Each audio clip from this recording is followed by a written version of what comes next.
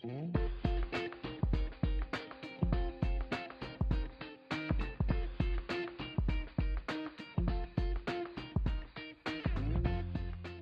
everyone. Welcome back. Casey Berman for Love or Leave the Law podcast with my colleague Adam here, my co-host. And we're excited to have you today because we're really going to get into some detail about how you can really thrive within the law. Now, in our last episode, which I encourage you to check out, we talked about the current environment of where the law is, as well as what caused this. We went back a bit, and this is going to be a topic that we're going to talk about a lot. We've called it Why the Law Sucks, and we know that might ruffle a number of feathers, but we really feel kind of in the spirit of this show that we really want to unpack things as much as possible, really do some IRAC on ourselves, do some IRAC on our industry to really see what's going on. We don't want to focus on the negative. We really want to focus on solutions, but we're not really sure what solutions we can bring until we see what the issues are. And some of the issues at a macro level that we've seen with the law and speaking with lawyers who practice in the 50s and 60s and 70s, in looking at statistics and seeing what the mainstream media and research have brought is, in many ways, there are just too many lawyers. It's supply and demand. And what that's led to that Adam and I have seen firsthand is that there's lawyers who aren't making that much money. There's lawyers who are acting in an unscrupulous or greedy way. There's unbased lawsuits and on and on. And so the issue in our industry now is that there's just not a lot of satisfaction for many lawyers out there, which is why many want to leave. Many are not making enough money. Many are struggling. And so we went into a lot of the macro issues in the last episode. Please check it out. It's also something we're going to continue to analyze as we move forward with the podcast. So keep listening.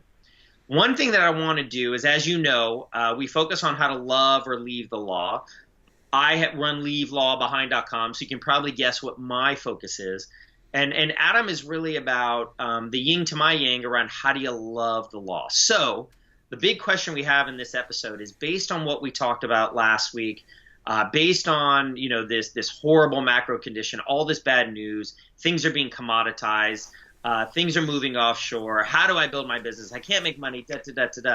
What we want to talk about today are some solutions, some tactics, some actions that you can take. So, Adam, with that in mind, for the people out there that are listening, what are some things that they can do to move forward, even in these harsh conditions, to make sure they have a practice that thrives, to make sure that they start enjoying what they're doing so they can make money, they can provide value, and really find clients that they align with and can really help? Let's help out. What are some things they can do? Well, this was something I looked deeply at, Casey, when I wanted to be in love with the law. I wanted to love what I was doing every day and not push against it, not resist it, because a lot of what I was doing was stuff I didn't like. And so the first thing that I can tell people is start to do more of what you love. And what is it that you like to do first and foremost? Some of us don't do anything we love, but what is it that you like to do every day? What is it about the law that you like? And start to explore how you can delegate the stuff that you don't like. So what I did is I sat down with a piece of paper and I did the 2-column thing that a lot of us do. And I wrote like or love and hate or dislike. Yeah. Not a lot of it was hate, but most of it was dislike. And I started to make a list. And the things that I really loved were marketing and networking and connecting with people and doing, at the time, newsletters and going out and going to networking events and getting people's business cards and finding the people that could be really good referral partners to me, that could refer me business in big ways. And I think that goes to your unique genius, which is really about business and networking. You're a lawyer, but I really think you've got that core of the business. I could see someone else focusing on those 2 columns and saying, I don't want to do the marketing or business. I love the theory of law. I love really getting deep into the argument, the persuasion. Maybe they love litigating. Maybe they love the counseling and being that advisor, So it really depends on the person. I spoke with an attorney last week, 63 years old, been doing this for 20 years, young, vibrant, young at heart, but has been doing it 25 years. And really, I asked him, why do you want to leave? And he's like, well, I'm not even sure I want to leave, but I can just tell you the networking, the marketing, the dealing with the invoicing, he hated that part. He wanted to just sort of really, he was a talker. He loved to talk to the clients. So I think that in your situation, it was more the business case, but the business networking, when you look at these columns, it could also be the other side, and that's okay. It's being honest with yourself. Their columns are their own. And the only thing I can share with everybody is my story. And we'll share other people's stories as well, because everybody's different. And this is what we're here to do, is to talk about what are the possibilities for you. So my columns were, I didn't like the day-to-day stuff. I don't like numbers. I don't like balancing the books. I don't like, I didn't, and I got to the point where I had done 5,000 closings. And when you get to that point, it's like, how many times can you tell the same joke that you tell about the mortgage or some of the other documents? And so it to me, I didn't want to do the closings anymore. And I didn't want to do some of I didn't want to litigate anymore. I didn't want to go to court because it was a difficult place to be, just because other attorneys don't make it something that it could be, in that let's resolve our clients' problems. Let's not make more problems. And so my list was my own, but the way you start this is to figure out what your list is, right? I mean, we have our unique genius, as you call it, and that is, what are we really good at? You want to call it gifts, doesn't matter what you call it, but there are things that you're good at that you really enjoy. So the more you can focus on stuff that you enjoy and that you like doing, the happier you're going to be in the law. I created a framework of 10 steps to awakening, as I've titled them in my book, Raising the Bar. It's on Amazon if you have an opportunity to check it out. It's the start of this work for me, and a lot of what we're going to teach today is there, but it goes a lot deeper in the book. But the 10 steps are really my steps that I took to help me get to a point where my life was in order. My life had been such disarray. I was working 12 and 15-hour days, and part of the problem with what I had then was I wasn't organized. And so one of the other things that we're going to teach you here is how to get uber organized. And so stress comes from resistance. And one of the show we're probably going to do 2 or 3 from here is going to be about stress, because stress is an overwhelming problem for our profession.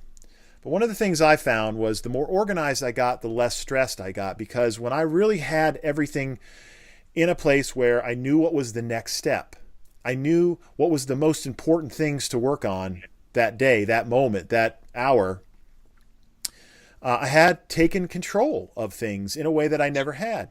Adam, would you say is that number 2? I mean, the first one was the columns and what you're good at, and then does organization rise to sort of a second step there? Where does that fit in? Well, there's plenty of steps. We're going to go through them all on this podcast, but we're going to throw out some things that you can do now with very little background. And as we get into each of these things, we're going to expand on them 20, 30 minutes a pop. So what I want to do for everybody today is just give people an overview of how they can move towards that. And regardless, these are all things that are business oriented and life oriented, life hacks, whatever you want to call them. And a lot of the 5-minute short episodes that you and I are going to do are going to be those things about life and how we have been able to organize our life and live, as I call it, the ideal life. But I think you're right, though. When you don't have that organization, when you just don't, and it's more than just a to-do list. When you don't have that organization, and a lot of that organization comes from what I found is really identifying what you're good at. Mm-hmm. And once you've done that, then you're able to delegate the other things. And once you're able to delegate things, you can then really focus on what you're good at and then organize that, prioritize that, and let other people do the other stuff. That's right. And it reduces a huge amount of stress and it makes you more efficient. Well, there's a great book that I mention all over the place, and every video I do on getting organized is going to discuss this book because it's a book that totally changed my life. And the name of the book is Getting Things Done by David Allen.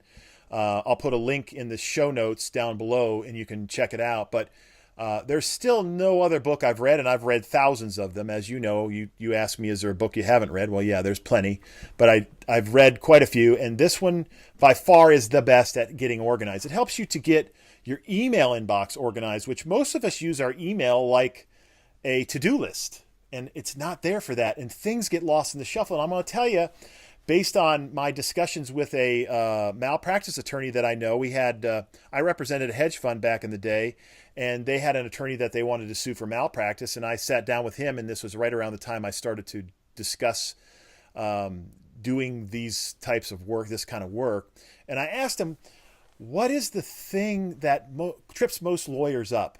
And he said, they forget to do stuff. They forget to do stuff, and this problem can be solved by not using your inbox as a to-do list. So when he said that to me, I said, well, we can forget a lot of stuff. But this is why I'm saying get organized. And we're going to have multiple episodes on this, Casey. So the other parts of the steps, let me just outline them quickly and give a brief overview of them, because we're not going to keep you too long in these episodes. We're going to be with you 20, 30 minutes. We know you're busy. We don't want you to, have hour episode every one. Now we could, because as I said, we've got a lot to teach, but we just want to get in and get out with some stuff that you can add to help you. Okay. So part and parcel of the steps, life purpose is one, and that's what Casey calls unique genius. And my take on it is when you find what you're passionate about, when you find what you love around being in a career. I don't like to call it work because that connotates something negative. But in your career, when you find out what you love and you find that purpose, your gifts, and you connect with that. We've talked a little bit about that. I call it life purpose, and Casey calls it unique genius, and we'll have opportunities to discuss that in much greater depth. And then you start to look at directing your consciousness, directing your awareness towards an intention, and it's called living from intentionality. Some people will say, well, that's what goals are. It's much deeper than that. And I'm going to show you and teach you how to use the power of visualization and intention, because most of us, we're working on our business and are in our business and not on it. And so the intention should be to create raving fans and treat every customer like they're part of your family. We're going to discuss also in this podcast the systemization of your law firm or your business, systemizing every part of your business. And that's part of getting organized. And that centers around intentionality too. What is it that you want to do? We are of service to people. We are in the service business. That's what we do as lawyers. And so when you understand that a lot of us are introverts, and this is what Casey alluded to earlier, a lot of attorneys are introverts, and the profession overall, when you look at introverted people, they don't like getting out and networking and meeting people. They want to just stay in the office and work. But the problem with that, and this is another solution here, the problem with being an introvert and just wanting to stay in the office and do whatever comes through your email or comes through the door, or door law as they call it. I'm going to take whatever case comes through the door. The problem with that is that you can't become successful as an introvert. So what we're going to share with you, now I'm a bit of an extrovert. I love getting out and meeting people, and I can have a conversation with just about anybody, but I understand also that we're all introverts and extroverts to a certain extent. And I want to teach you and share with you how you can market to people where you don't have to leave your office. There's so much you can do to create the brand that is you, to set yourself apart from the masses of lawyers. And that's another solution. And that is get in front of people somehow, some way, so that they know who you are. That's part of the problem most attorneys have, is that they're so busy working to do closings or to do the wills and estates or whatever there is they're doing, that they don't spend time building their practice. And it's like planting seeds that you harvest months from now. If you're not doing those things now to harvest some kind of something down the road, you don't have anything. And so this is where a lot of attorneys find themselves, and they're not that busy because they're not planting the seeds in order to get in front of their ideal clients. And so and Yeah, I think that's a great point. I just want to say around, introverts and extroverts, a lot of us attorneys are introverts or have some of that within us. And I think that we live in an extroverted world. When you think about the type of personalities that are celebrated in media or the type of ways that you build business, a lot of it is extroverted, networking, shaking hands, talking, and so on. And some of us just aren't that comfortable. And I just want to let everyone know that that's okay. You can still network, you can still create a business, bring in clients, even if you're an introvert. You can do that via a lot of the marketing technologies we're going to talk about, via email, just writing emails, doing video if you enjoy that, having other people do it for you. But there's a lot of ways that even introverts can create that network. And what's different nowadays is you don't need to go schmooze at the bar association or at the country club or something. You can do it via email, and you can do it in an automated way, which Adam's not his head. We're going to get into a lot more detail about that, but it's really around, doesn't worry if you're an introvert or extrovert, whether you do it email, whether you do it this way. It's just a matter of getting in touch with people. It's a matter of just kind of consistently letting them know that you add value, providing great content, writing things. So even if we're an introvert, that's great in many ways. Yeah. That extroverts don't have those type of skills. And so, connecting with people and building that sort of value is something that all of us can do. So introverts, don't worry. There's a lot we're going to go through here that can help you in building that practice, which then enables you to really focus on what you want to do, which is the analysis, the brief writing, or whatever else it is that doesn't include getting in front and networking. Yeah, it's a good point. And the fact of the matter is that there's lots you can do to connect with people online when you're not in person. So we're going to go through a lot of those techniques and strategies. Next, if you're an introvert, part of this whole podcast is going to be about facing your fears. And we're going to teach you how to face your fears and start to let go of them. Because what is life about? To me, it's about being a well-rounded person. And part of the 10 steps that I have to this awakening is about life balance. And balance to me means accepting what you like and don't like, but also embracing the idea that you can start to face your fears. And when you do that, your fears start to diminish. So let us teach you ways, if you are an introvert, to face those fears of getting out in public speaking or getting out in front of people and meeting people, and let go of that. Because I can tell you that a big part of my success was facing the fear, especially at the beginning when I was a new lawyer, like, oh man, I don't really know what I'm doing, even though I was working with someone that had been around 25 years and knew what they were doing. It's like, oh, I'm not sure about this. And I faced those fears. And as I started getting out there and shaking people's hands and connecting with people and finding those ideal clients and referral partners, it became fun. It really did. Now, I was a bit of an extrovert, but there is a part of me that just likes to stay home and work on video or work on connecting with people through Facebook ads, or there's a ton of ideas. So yes, Casey, you're totally right in that we're going to help you no matter what side of the fence you're on, introvert, extrovert, and it really is all about creating a balance in your life too. So lastly, to wrap this episode up, if there is attorneys that you can mentor, that's going to help you and them. It will help the profession, especially the younger attorneys.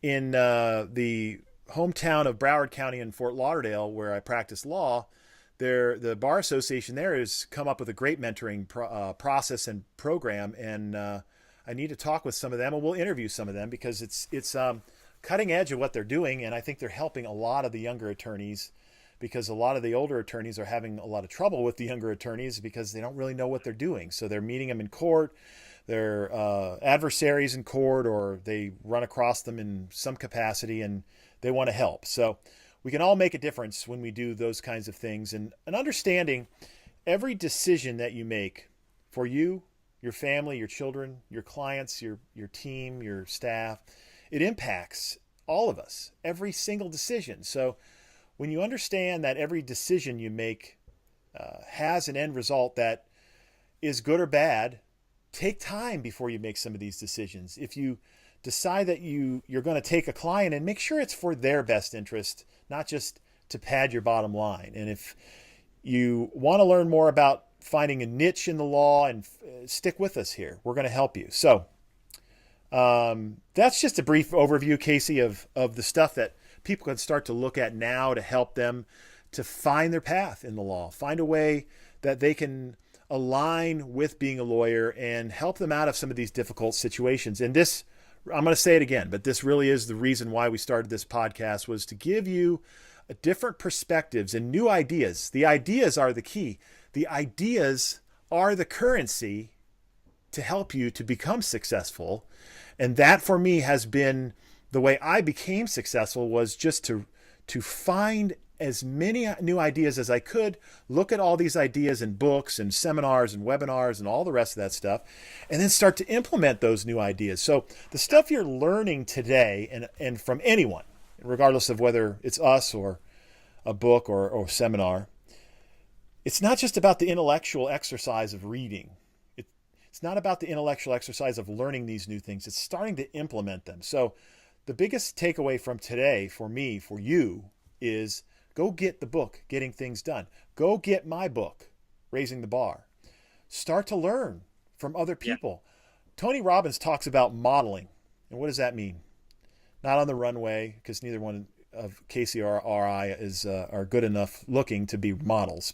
But modeling is about looking to see what other people have done to become a success and using those principles in your own life as a guiding place to help you. And this is what we're here to help you with. You can model what we have done and all the people that we're going to bring on as guests. And so in the next episode, we're going to talk about why the legal profession is a good place to be. We haven't bashed the legal profession. We've just been very honest about some of the problems we have and talked about solutions. But next, we're going to talk about why it's kind of cool to be a lawyer and why you may want to stay a lawyer, and look at the reasons why being a lawyer is a good place to be. Yeah. Casey, anything you want to talk about to wrap up? No, I think it's great. In this episode, we talked about some things that you can start doing to really start thriving in law. I think, like we mentioned, looking at really what you're good at, building those columns, because then you can delegate what you're not. I think that's difficult for some if they're a solo, but there's so many ways through automation and through technology to do that. Virtual assistants or automated marketing. It really can happen. People are doing it. I think also getting that organization down, not missing things is huge. Just don't use your inbox as a to-do list, but really being able to find ways to become more organized, which goes along with finding what you're good at and delegating the others. It's just a big time thing. I talk to so many solos and small firms who are just, it's not that they don't like the law. They really do like the law. They're just overwhelmed by things. They just don't know where to turn. And I think, the last point around really understanding who you're good at, but also modeling and pushing yourself. If you're an introvert, that's okay. Delegate the stuff that you don't want to do, but at the same time, really see that you can push yourself. You can be a public speaker. You can do things that you otherwise might not think you could. Because the goal here is that the reason, I think, one of the main reasons the law is a great place is because there's still people who need help. People need help.